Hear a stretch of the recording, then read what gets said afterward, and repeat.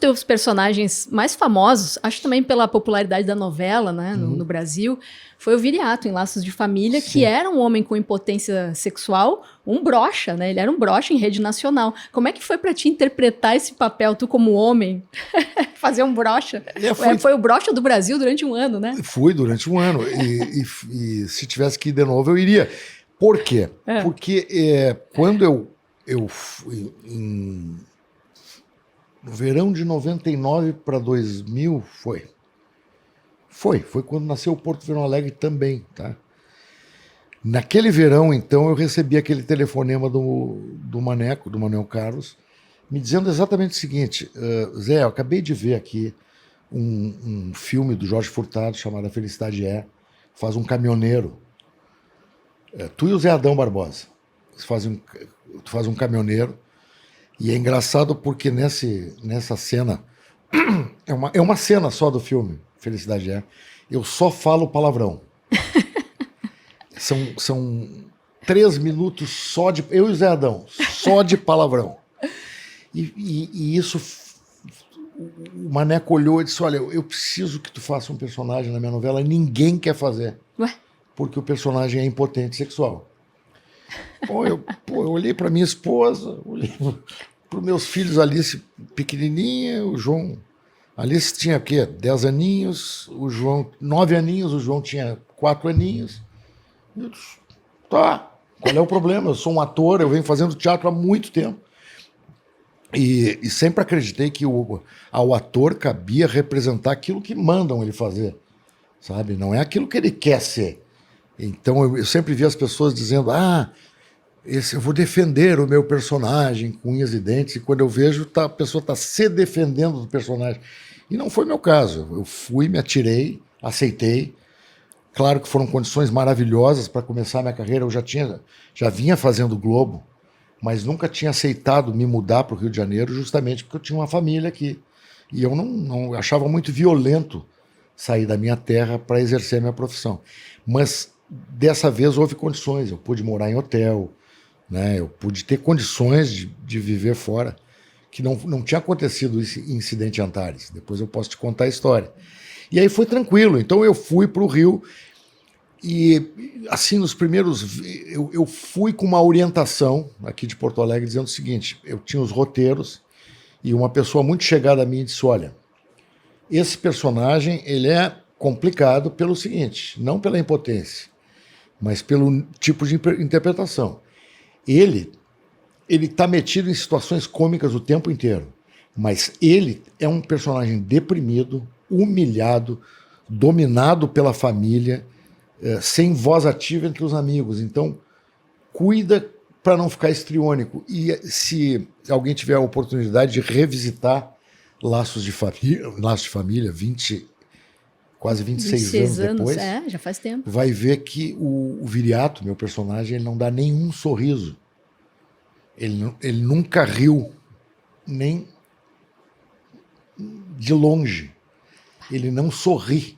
Ele se mete em todas as situações esdrúxulas, abruptas, intempestivas. Todo mundo ri da cara dele, ele faz horrores.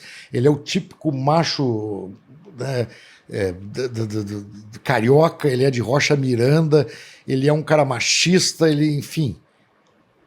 Ele não sorri, ele não ri. E isso que emprestou talvez a veracidade para o personagem.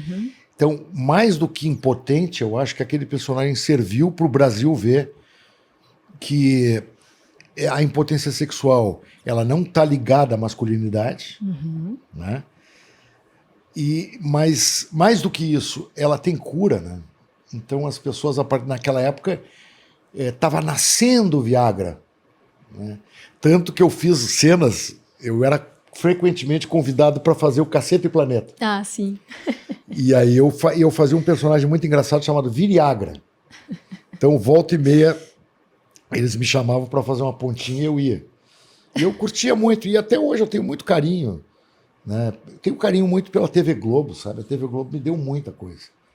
Legal. Tá, falando do Viriato, é verdade que naquela época alguns homens te xingavam na rua, aqui no Rio Grande do Sul, inclusive? Não, aqui principalmente. Porque tu manchou a imagem do homem gaúcho, é isso? Porque eu Na verdade, eles me achavam como um veículo para berrar ao Brasil inteiro que o gaúcho não era macho. Mas ou que o gaúcho era broxa. Não era macho. Eu respondi, não, mas eu não estou dizendo que o gaúcho não é macho. Eu não estou dizendo que o homem broxa não é macho, eu estou dizendo que ele é broxa. Ele continua macho.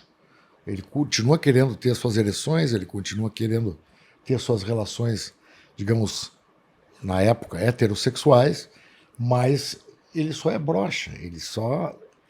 E aí foi que eu dei uma declaração para a revista Veja, que tinha aquelas frases da semana, né? Que iam me matar. Mas é a pura verdade, eu digo até hoje, que eu digo o seguinte, todo homem, a frase era a seguinte, todo homem é um broxa em potencial. Quem não broxou, vai broxar. Que é a pura verdade. E aí causou um escândalo. Escândalo. Era uma outra época, né, Ju? Era outra época. Hoje em dia... Inclusive, esse tema da impotência sexual ainda era um tabu que foi na novela abordado na novela. Tiveram dois pela tabus. Primeira vez. 2 tabus. Foi esse, foi um. O Maneco adorava isso, né? E o outro foi o câncer na personagem que fazia Carolina Dickmann. Não lembro o nome. Não, também não lembro, mas é verdade. Ela, inclusive, raspou a cabeça. Exatamente. Foi muito marcante. O Maneco fazia muito. E eu me sinto muito feliz, até hoje, de ter sido o veículo do Maneco para disseminar pelo país essa ideia de que esse tipo de problema tem curto. Imagina só, a gente fica pensando num operário da construção civil que acorda às 5 da manhã, entendeu? Vai para a obra, trabalha o dia inteiro, se exaure, chega em casa, às vezes ele não vai conseguir ter uma ereção, ele não vai conseguir ter uma relação com a mulher, mas é simples de resolver esse tipo de coisa. Hoje em dia está mais simples, as pessoas tomam um remedinho e melhor, claro, sob orientação médica, né? Sem dúvida.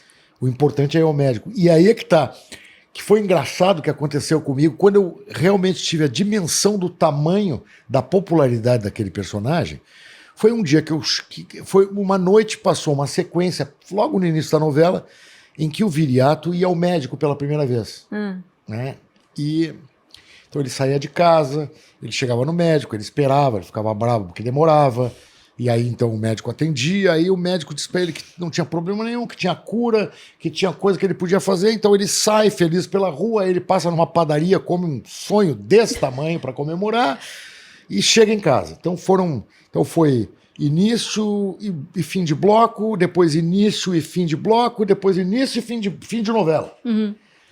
Quando eu cheguei para trabalhar no outro dia, eu estava recebendo um monte de tapinha nas costas e uma coisa assim desproporcional. E eu estava no camarim e o Ricardo, o Waddington, passou. Eu digo, Ricardo, vem cá. Foi legal ontem, né? E ele disse assim, 80 milhões de pessoas te viram ontem.